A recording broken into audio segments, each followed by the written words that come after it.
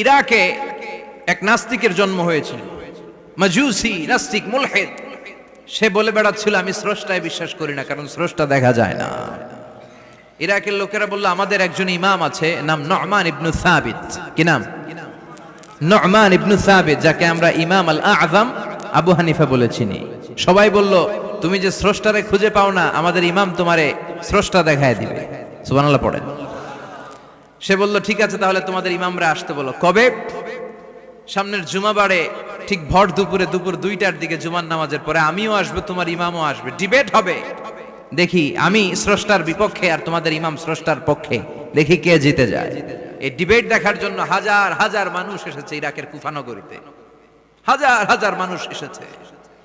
ওই নাস্তিকও এসেছে যে আল্লাহকে বিশ্বাস করে না, স্রষ্টাকে বিশ্বাস করে। সবাই এসেছে, আসে নাই শুধু ইমাম আবু হানিফা। নাস্তিক কয় তগো ইমাম ডরাইছে।